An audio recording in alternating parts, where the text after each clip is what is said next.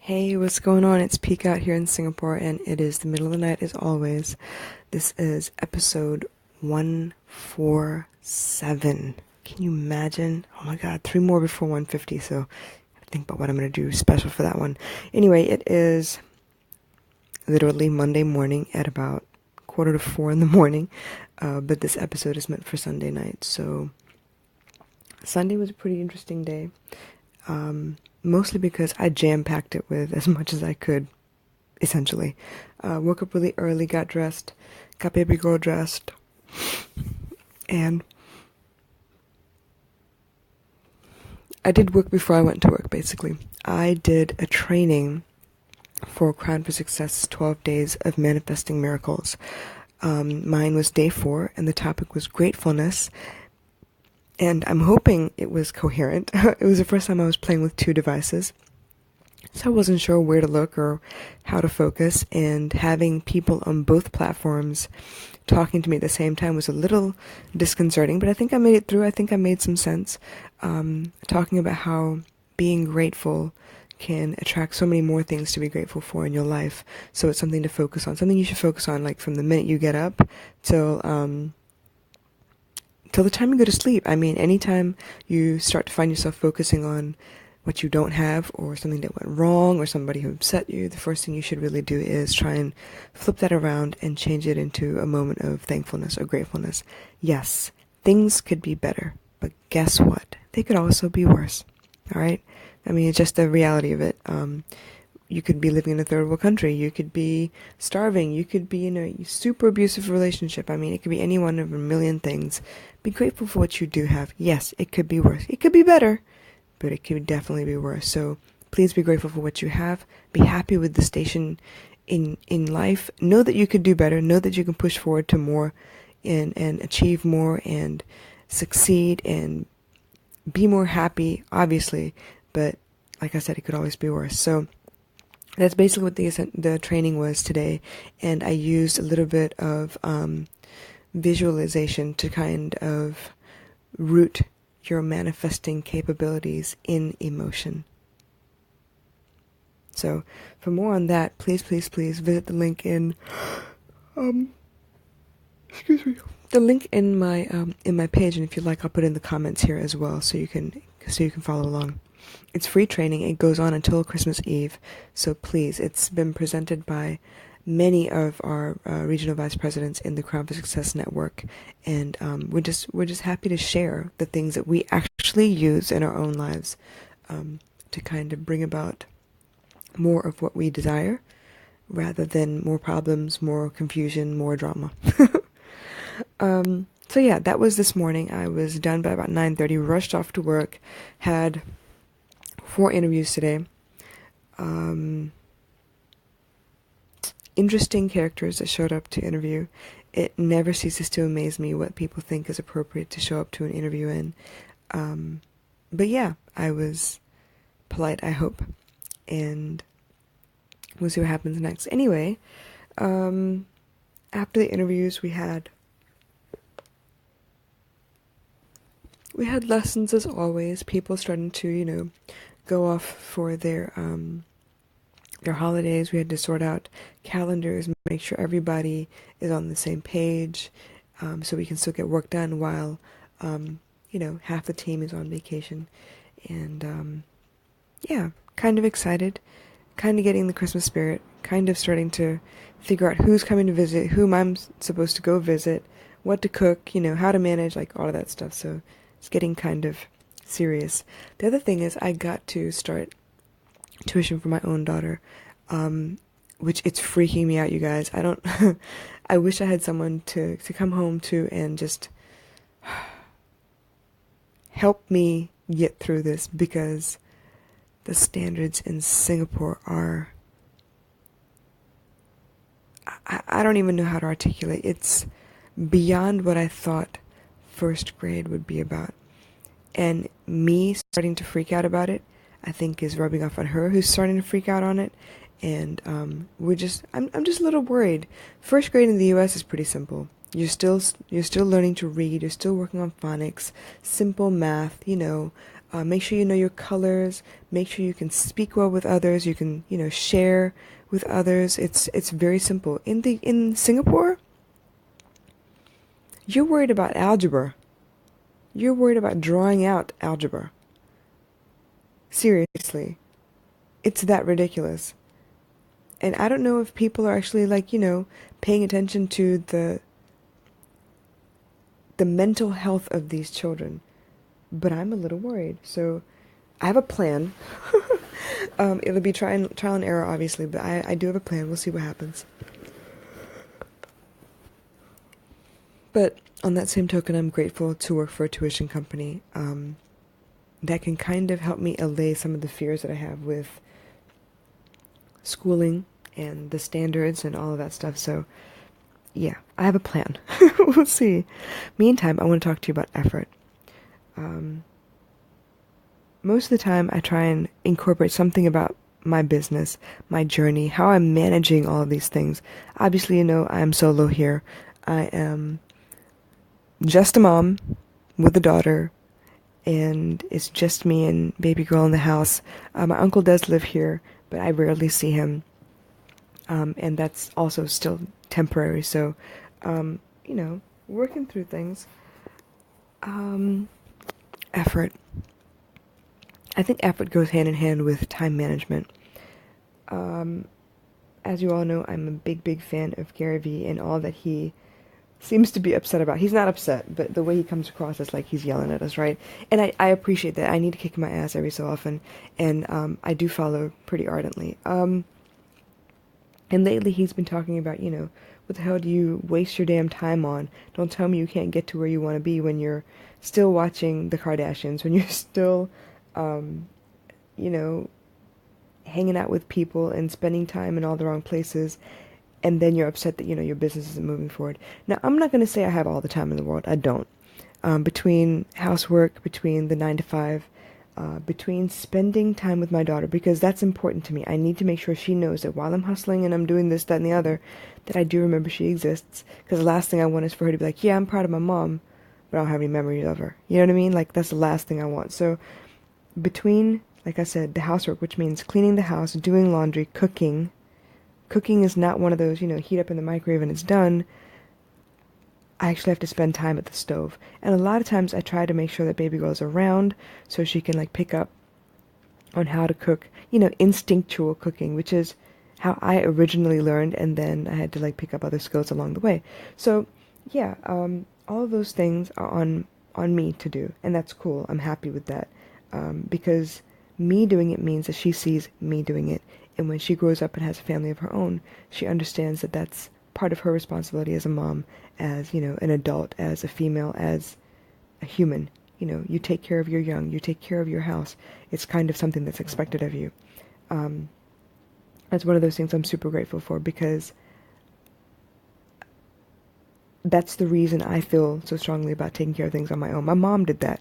She didn't have the time. Excuse me. She didn't have the time all the time because she was a single mom, essentially. My dad was overseas a lot. And we didn't have a maid. I mean, I had 2 brothers, so between the 3 of us, we helped out with the house as well. But there was a while there where we weren't old enough to do all that. I mean, I was, but my 2 brothers weren't old enough to help out. So I remember everything she did. I remember how hard it was. I remember her being touchy because she was tired. And at the time I didn't understand, but now looking back, I definitely, hindsight is 20/20. I definitely understand why she was the way she was, why I was constantly at odds with her. So yeah, I appreciate the effort. But like I said, it goes in hand with time management. I've talked about this before, use the machines you have available to you so you can compound the time you're spending doing whatever it is you need to do. But in the meantime, it really is about you seeing time not as a countdown clock to, the end of the day, but more as where can you fit in spaces of 10 minutes, 20 minutes, 30 minutes, whatever, of focused work where it really will move your business forward. I hear about people spending 4 hours on liking, commenting, posting, pics and stuff. Cool, all right. If you got it like that, good on you, but I don't. I really don't. So for me, I not only manage my own branding and social media, but I also handle another account for Crown for Success. It's Manifesting Queens. So I'm actually really proud of that. It's been a recent development, a recent assignment for me. I'm excited to have the opportunity because it means I learn to reach more people. I learn to brand according to someone else's brand standards, just a different version of social media management. But handling that account means I have to put in the time and the work to think about what I'm going to post it, post a caption, and then add in your 30 hashtags, whatever. So what I've realized is I don't have time to like, comment, and post and all of that nonsense, but to create a post that's heartfelt doesn't take that long. As it is, I'm already in a mindset motivation field, right? And Manifesting Queens is just a little bit more of that manifesting aspect of those same mindset motivation quotes. So while I'm not posting the same thing that I'm posting on my social media, it has to be different. It's a different target audience and all that. I find that if I get 20, 25 minutes solid, I can create a decent post, a decent image, a decent caption, and then post in my 30 hashtags as a comment, and I'm good to go. So for her, I'm actually posting twice a day. For me, I'm only posting once a day. Obviously, the captions are different for me than it is for her. Her style isn't the same as mine, so I'm trying to coordinate with what she's already posted on her page, the existing page, and then slowly take over from there. So hers is a little less time intensive, for which I'm grateful. But what I find is I travel to work and I travel from work. I don't drive. So for me, my commute consists of a bus ride and train rides. So in those spaces where I'm just standing around and listening to music, I create those posts. It doesn't take a lot of time. I'm still relaxed. I'm still, I still get to where I need to be on time. It doesn't take a lot of effort. So if I can concentrate, that's where I squeeze in some of that extra work. Now, for me, I do wake up in the middle of the night a lot. It's probably not good. This is probably the reason I get sick. I'm constantly tired. I don't get enough sleep. My sleep is often interrupted, But like I said, I am burning the candle at both ends. I am running ragged. I'm doing this by myself. But it is my passion. It is not work, so to speak. I don't feel stressed out to get up and go do all these things. When I get up, I kind of feel refreshed a little bit because I have slept a little while. But I also feel like inspired a little bit. It takes me a little bit to fully wake up. It takes me a little bit to, browse through my social media feeds and see what it is I'm feeling and kind of think about the day a little bit before I caption or name, the podcast episode. And then I kind of get right into it. I kind of just go along with the flow. I try not to force it. I try not to sound like it's rehearsed because that's not who I am. I'm not a rehearsed kind of person. If I'm going to present to you, if I were to ever do a TED Talk, it'd be off the cuff, seriously. Obviously, I'd have to give them a general idea of what I want to talk about.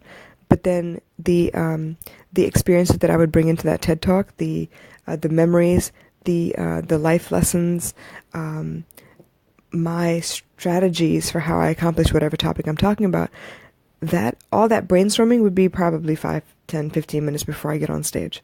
That's just who I am. I'm not rehearsed. It's me. Take it or leave it. And yes, I realize I say a lot. It's probably not a good thing, but I don't know how to combat that at the moment. I guess practice makes perfect, so as I go along, I'm hoping it'll get better. Instead of see.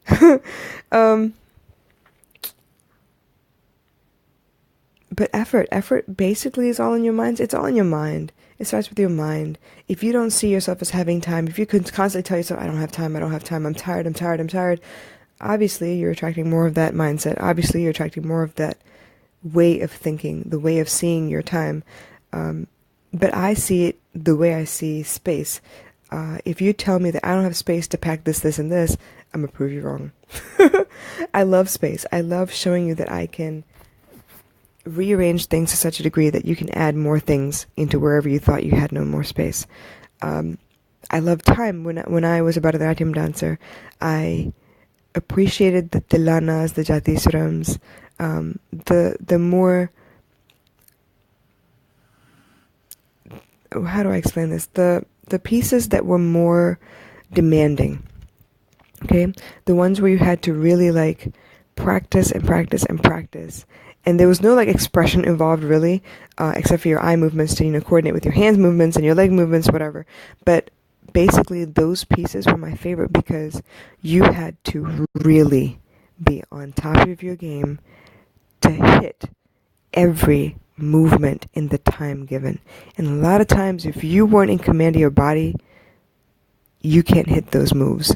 You can't. It will look sloppy.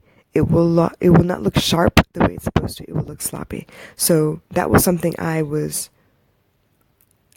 prided myself in. You tell me you can't hit these 5 moves in the 2.5 minutes that you have to hit them, and hit every pose the way you're supposed to hit it, and I will prove you wrong. I will kill myself to prove you wrong, because I know I can do it. You tell me that you have a dinner planned and you need me to bring 6 dishes and blah blah blah, and I only have 16 hours to do it in, and everyone's like, oh my god, it can't be done, why don't you reduce the list, why don't you do less, why don't you do less? I'm gonna kill myself to prove to you, yeah, I could do it. Just watch me work. And I don't know if that's stubbornness, complete insanity, or I'm just crazy. I don't know. But it's something that I've always done. You tell me I can't do it, I'm going to kill myself to show you I can. You tell me you don't eat a certain food, I bet you I can make it in such a way that you'll eat it and not even know you're eating it. I mean, obviously, if you're allergic, I'm not going to push it. But you tell me you hate mushrooms, honey, just wait. Yeah, I don't know. I take everything as a challenge, I guess. I take everything as one of those moments where I'm like, yeah, don't test me. I'm going to prove you wrong every way.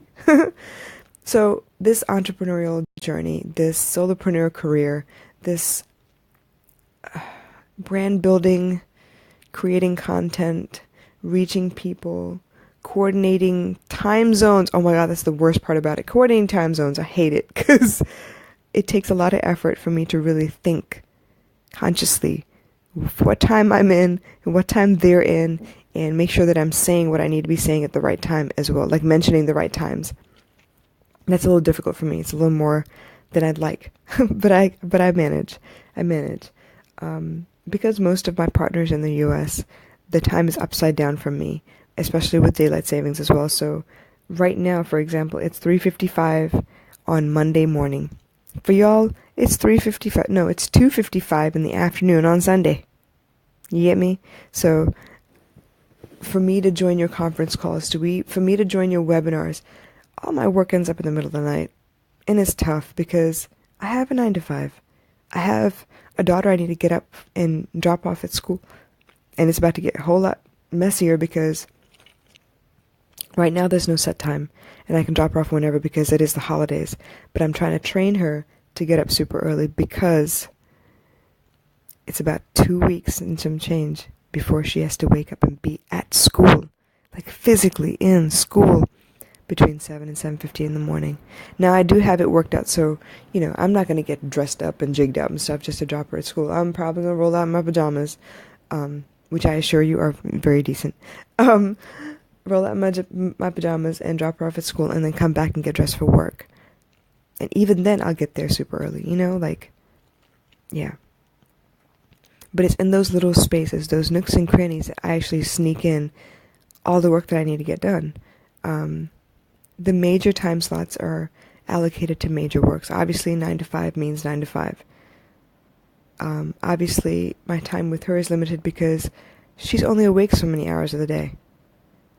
If she's going to be at school at 7, imagine this, she's got to be in bed by 8:30 at the latest, or it's going to be rough on her to wake up and actually stay awake during school.